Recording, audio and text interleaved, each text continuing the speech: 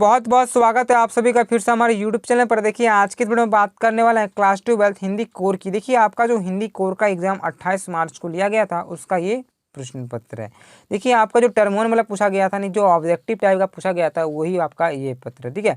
और यहाँ से जो भी प्रश्न बनेंगे आप क्या सही मारे हैं क्या गलत मारे हैं वो सभी पता चल जाएगा आज। तो चलिए आप अपना चेक कर लीजिए कितना आपका सही है और कितना गलत है। तो इस प्रकार से पहला जो आपका उत्तर देना है 1 से लेकर 4 तक, यहाँ इसको पढ़ लीजिएगा और आपका उत्तर यहाँ पे मिल जाएगा। तो चलिए हम लोग प्रश्न की बात कर लेते हैं। तो पहला जो प्रश्न आपका पूछा जा रहा है कि कवि किसकी जय बोलने की बात कर रहा है। तो जो कवि यहाँ पर बोल रहा था वो सूर्य और चंद्र की जय करने के लिए बोल रहा था, यानी कि आप जब इसको पढ़ेगा तो आपको समझ में आ जाएगा।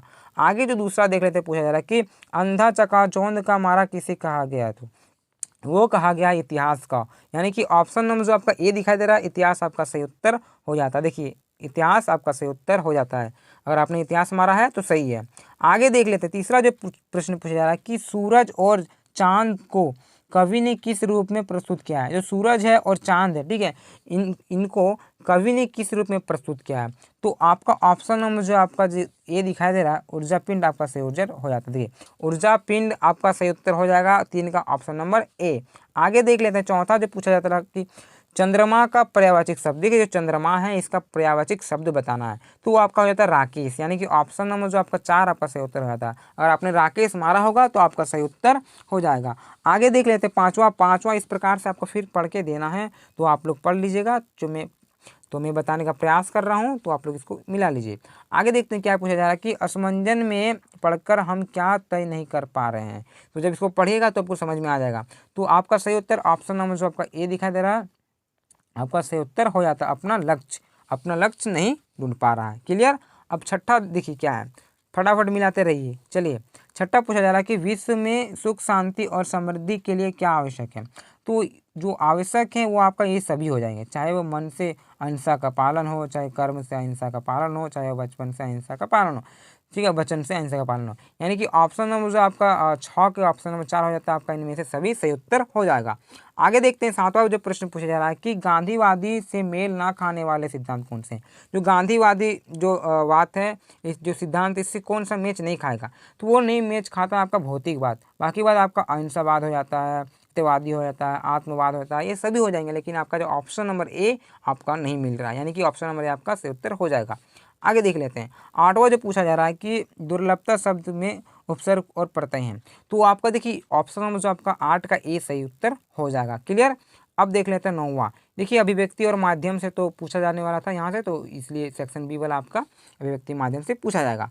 आगे देख लेते हैं क्या पूछा जा रहा है 9वां का प्रश्न की जनसंचार ने के आधुनिक माध्यम के सबसे पुराना माध्यम कौन सा है। तो जनसंचार का जो सबसे पुराना माध्यम है वो आपको बताना है, तो समाचार पत्र हो जाएगा। क्योंकि देखिए इंटरनेट तो वर्तमान में भी चल रहा है, टेलीविज़न जो देखते हैं वो भी है, रेडियो है, तो सबसे पुराना पूछा जाता है, सबसे पुराना हमारा समाचार पत्र ही हो जाएगा। आगे 10वां जो पूछा जा रहा है कि भारत में पहला छापाखाना कहाँ खुला था। देखिए सबसे पहले जो भारत में छापाखाना का अगर बात किया जा सकता तो 1556 में खुला था, वो खुला था गोवा में।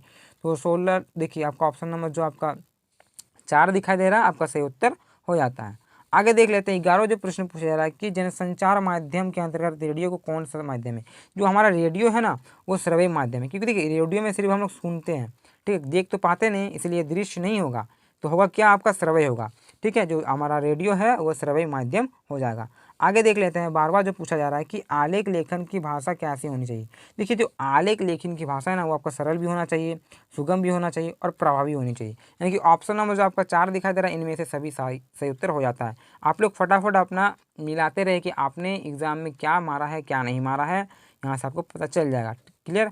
और कमेंट करके भी बताइएगा। चलिए अगर हमारे चैनल को सब्सक्राइब नहीं किया तो सब्सक्राइब भी कर लें। आगे देखते हैं 13वां नंबर क्या पूछा जा रहा है कि भारत में पत्रकारिता की शुरुआत कब हुई थी।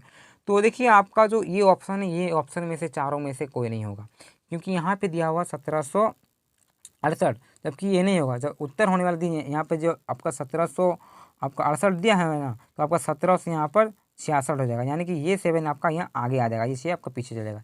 यानी कि आपका सही उत्तर इनमें से कोई नहीं है, तो आपका सही उत्तर होगा 1700 आपका, ठीक है, 76 होगा, ठीक है, 76 आपका सही उत्तर होगा। ये 6 आपका पीछे चल जाएगा, यानी कि इनमें से कोई सही उत्तर नहीं है। आप अगर किसी को मारेंगे तो आपका सही उत्तर हो ही जाएगा। चलिए आगे देख लेते हैं देखिए 14वां जो पूछा जा रहा है कि संपादक का क्या है, ठीक है, जो संपादक है वो क्या है, तो वो ऑप्शन नंबर जो आपका ए दिखाई दे रहा है आपका सही उत्तर हो जाता है कि संपादक द्वारा किसी प्रमुख घटना और समस्या पर लिखा गया विचारात्मक लेख। क्लियर, 14 का ऑप्शन नंबर ए। बात कर लेते हैं 15वां प्रश्न की। देखिए 15वां जो प्रश्न पूछा जा रहा है कि रिपोर्टर को हिंदी में क्या कहते हैं। देखिए जो रिपोर्टर है इसको हिंदी में हम लोग संपादक कहते हैं, यानी कि ऑप्शन नंबर जो 4 है आपका सही उत्तर हो जाता है। चलिए आगे देख लेते हैं 16वां जो प्रश्न पूछा जा रहा है कि ठीक है, रेडियो अस्तित्व में कब आया। तो देखिए जो रेडियो है ना वो अस्तित्व में आया था 1900, यानी कि आपका हो जाएगा ऑप्शन नंबर 4 सही उत्तर हो जाता है। देखिए 4 आपका सही उत्तर होगा, इस सब में आप ध्यान मत दीजिए, ठीक है। तो चलिए हम लोग 17वां प्रश्न की बात कर लेते हैं। 17वां जो प्रश्न पूछा जा रहा है कि समाचार लेखन की प्रचलित शैली क्या कहलाती है। तो देखिए सबसे प्रचलित अगर शैली की अगर बात की जाए तो ऑप्शन नंबर ए आपका उल्टा पिरामिड शैली हो जाता है, यानी कि 17 का ऑप्शन नंबर ए सही हो जाएगा। चलिए मिला लीजिए अपना भी। आगे देखते हैं 18वां जो पूछा जा रहा है कि जनसंचार का प्रमुख कार्य क्या है। तो देखिए जनसंचार का कार्य क्या होता है, सूचना देना भी होता है, शिक्षित करना भी होता है, मनोरंजन करना भी होता है, यानी कि इनमें से सभी हो जाता है, ठीक है। तो 18 का ऑप्शन नंबर 4 है आपका सही उत्तर हो जाता है। अब बात करते हैं सेक्शन सी का। तो ये भी आपका 19 से लेकर 22 तक यहाँ से पढ़ के उत्तर देना, ये आपका बुक से है। तो चलिए आगे इसका हम लोग प्रश्न उत्तर की बात कर लेते हैं। तो प्रश्न ये पूछा जा रहा है कि प्रस्तुत काव्यांश के रचनाकार कौन है। ये जो आपने जिसको पढ़ा यहाँ, तो इसके रचनाकार कौन है वो आपको बताना है। तो इसके अगर रचनाकार का बात किया जा सकता तो हमारे रघुबर सहाय जी, यानी कि ऑप्शन नंबर जो आपका 2 दिखाई दे रहा रघुबर सहाय आपका करेक्ट आंसर हो जाएगा। चलिए फटाफट मिलाते रहिए। आगे देखते हैं क्या है। पूछा जा रहा है कि हम दूरदर्शन पर बोलेंगे, ठीक है, में आए हम शब्द का क्या तात्पर्य है। तो देखिए यहाँ पर जो हम शब्द का प्रयोग किया गया वो ताकतवर मीडिया, यानी कि ऑप्शन नंबर जो आपका ए दिखाई दे रहा ताकतवर मीडियम आपका सही उत्तर हो जाता है। क्लियर। अब 21वां नंबर देख लेते हैं। क्या पूछा जा रहा है कि आप क्यों अपाहित हैं, ठीक है, टेलीविज़न कैमरे के सामने इस तरह के प्रश्न पूछे जाने का क्या उद्देश्य हो सकता है। तो ये जो आपका सही उत्तर 21 का ऑप्शन नंबर जो आपका 2 दिखाई दे रहा कार्यक्रम को सफल बनाना आपका सही उत्तर हो जाता है। मिला लीजिए। चलिए आगे देख लेते हैं 22वां क्या है। ये जो पूछा जा रहा है प्रश्न 22 नंबर का कि प्रस्तुत कविता में क्या प्रेरणा मिलती है। ये जो कविता है इसमें क्या प्रेरणा मिलता है आपको बताना है। तो ऑप्शन नंबर जो आपको यहाँ पर 3 दिखाई दे रहा है, सॉरी 2 दिखाई दे रहा है, किसी व्यक्ति की पीड़ा को पर्दे का उपकरण धन कमाने की, यानी कि ऑप्शन नंबर जो आपका 2 आपका सही उत्तर हो जाता है। चलिए अब तो चलिए बात करते हैं 23वां प्रश्न की। देखिए 23वां जो प्रश्न पूछा जा रहा है कि हरिवंशराय बच्चन रचित प्रसिद्ध आत्मकथा कौन सी थी। तो कौन सी है वो आपको बताना है। तो ऑप्शन नंबर जो आपका ए दिखाई दे रहा है आपका सही से उत्तर हो जाता है, ठीक है, नील का निर्माण फिर, ठीक है। अब हम लोग बात कर लेते हैं 24वां प्रश्न की। देखिए 24वां जो पूछा जा रहा है कि चुका भी हूँ नहीं मैं किसकी रचना है। तो चुका भी हूँ ये रचना है आपको किसका बताना है, वो है हरिवंशराय बच्चन की, यानी कि ऑप्शन नंबर जो आपका ए दिखाई दे रहा है आपका सही उत्तर हो जाता है। क्लियर। आप लोग मिलाते रहिए, ठीक है। अब लास्ट में कमेंट भी कीजिएगा। चलिए आगे 25वां देख लेते हैं। पूछा जा रहा है कि दिन, ठीक है, जल्दी जल्दी ढलता है, कविता के अनुसार क्या कभी वापस नहीं आता है। तो बीता समय नहीं आता, ठीक है, जैसे ढलते जा रहा समय वो कभी वापस लौट के आता नहीं आता है ना, तो ऑप्शन नंबर ए आपका सही उत्तर हो जाता है। आगे जो 26वां पूछा जा रहा है कि मुक्तकाता चांद ज्यों धरती पर रात भर पंक्ति में किस अलंकार का प्रयोग किया गया। यहाँ अलंकार का पूछा गया है तो आपका उत्प्रेरक अलंकार हो जाएगा, यानी कि ऑप्शन नंबर जो आपका ए दिखाई दे रहा आपका सही उत्तर हो जाता है। चलिए आगे देख लेते हैं 37वां प्रश्न जो पूछा जा रहा है कि सहज स्वीकार है कविता के आधार पर बताएं कि कवि को जो भी जीवन में प्राप्त हुआ है, ठीक है, उसमें से कौन सा मौलिक नहीं है। तो मौलिक नहीं है वो बताना है। तो उनमें से आपका जो ऑप्शन नंबर जो ए दिखाई दे रहा है आपका सही उत्तर हो जाता है, कवि की गर्भ भरी गरीबी। तो आपका ऑप्शन नंबर ए सही उत्तर हो जाता है। ये जो आप देख रहे हैं ये सब पर ध्यान मत दीजिए, ठीक है, आपको जो राइट आंसर है ऑप्शन नंबर ए हो जाएगा। क्लियर। आगे देख लेते हैं जो आगे प्रश्न पूछा जा रहा है कि यहाँ फिर आपको 28 से लेकर 31 को यहाँ इतना तो पढ़ लीजिएगा, फिर आप लोग उत्तर दे दीजिएगा, ठीक है। तो चलिए हम लोग प्रश्न की बात कर लेते हैं, उत्तर देखने का प्रयास करते हैं। तो प्रश्न पूछा जा रहा है कि भक्ति के, ठीक है, हठी दुर्भाग्य के संबंध में कौन सी अवधारणा शामिल नहीं है। तो आपका जो ऑप्शन नंबर जो आपका 2 दिखाई दे रहा विमाता से मिलने कष्ट, यानी कि ऑप्शन नंबर जो आपका 2 सही उत्तर हो जाएगा। आगे देख लेते हैं जो 29वां नंबर प्रश्न पूछा जा रहा है कि भक्तिन के जेठ और जिठोर किस बात के लिए कटिबद्ध है। तो वो कटिबद्ध ऑप्शन नंबर जो आपका 2 दिखाई दे रहा है भक्तिन की पंक्ति पर कब्जा करने के लिए, तो ऑप्शन नंबर जो आपका 2 दिखाई देता है आपका सही सा उत्तर हो जाता है। क्लियर, मिलाते रहिए। आगे देख लेते हैं तीसरा जो क्या पूछा जा रहा है कि भक्तिन की विधवा बेटी का पुनर्विवाह कराने में, ठीक है, सॉरी, कराने के मूल में जठोत की कौन सी मंशा छिपी थी। तो जठोत का कौन सा मंशा छिपा था आपको बताना है। वो होता है आपका ऑप्शन नंबर जो 3 दिखाई देता है, भक्तिन की जायदाद पर गिद्ध दृष्टि, यानी कि उसका जो जायदाद है उस पर दृष्टि रखना। क्लियर। आगे देख लेते हैं 31वां पूछा जा रहा है कि प्रस्तुत गद्यांश के रचनाकार कौन है। ये जो गद्यांश है इसके रचनाकार कौन है, वो है महादेवी वर्मा जी। ठीक है, महादेवी वर्मा इसके रचनाकार हो जाते हैं। क्लियर। आगे देख लेते हैं, पूछा जा रहा है कि भक्तिन को अपने पिता की मृत्यु का पता कब चला था। तो देखिए उसका जो पिता का मृत्यु पता चला था वो पता चला था पिता के घर जाने पर। ठीक है, तो जब पिता का घर गया था तब उसको पता चला कि ऑप्शन नंबर जो आपका 3 दिखा देता है आपका सही उत्तर हो जाता है।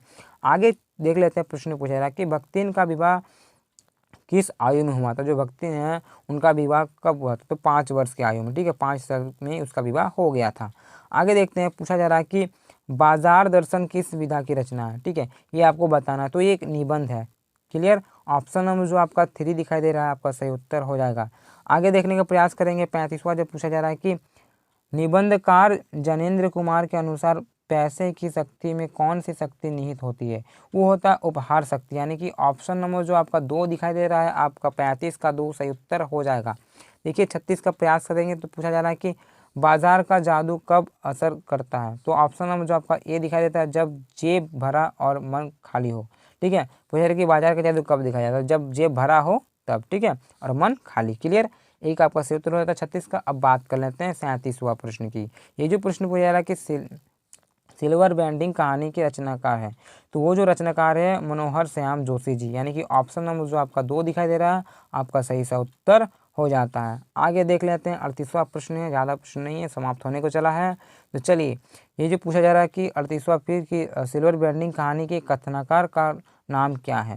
तो वो जो कथनाकार है वो आपका सही उत्तर ऑप्शन नंबर जो ए दिखाई देता है आपका सही उत्तर हो जाएगा। ठीक है, यशोधर बाबू। ठीक है, यशोधर बाबू, यानी कि ऑप्शन नंबर जो आपका ए दिखाई देता है आपका सही से उत्तर हो जाता है। आगे बात कर लेते हैं 39वां नंबर प्रश्न जो पूछा जा रहा है कि सिल्वर बैंडिंग पर भूषण ने अपने पिता को क्या उपहार दिया। जो उपहार दिया था वो दिया था उन्हें ड्रेसिंग गाउन।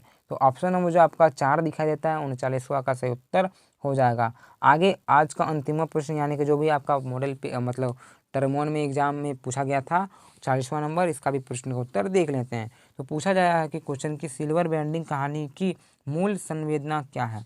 तो देखिए जो मूल संवेदना है वो 2 पीढ़ियों की अंतराल, यानी कि ऑप्शन नंबर जो आपका ए यहाँ पे दिखाई दे रहा है आपका सही सा उत्तर हो जाता है। तो प्यारे बच्चों यही आपका रहता है हिंदी कोर का जितना भी हिंदी का आंसर सही वही बताने का प्रयास किया आप सभी के लिए। तो अगर आप सभी ने हमारे चैनल को सब्सक्राइब नहीं किया है तो चैनल को सब्सक्राइब कर लें, साथ ही अपने मित्रों को भी शेयर करें। और आप सबसे पहले अभी कमेंट करके बताएं कि आपका इन सभी में से कितना आंसर बना है, यानी कि कितना आप सही टिक मार के आए हैं एग्ज़ाम में। आप सटीक सा उत्तर आप लोग लिखिएगा, चाहे आपका 10 हो, 15 हो, 20 हो, 30 हो, 40 हो, 35 हो, 36 हो, जितना हो आप सही सा उत्तर लिख दीजिएगा। तो चलिए तब तक के लिए धन्यवाद, दूसरे वीडियो में मिलते हैं। जय हिंद, जय भारत।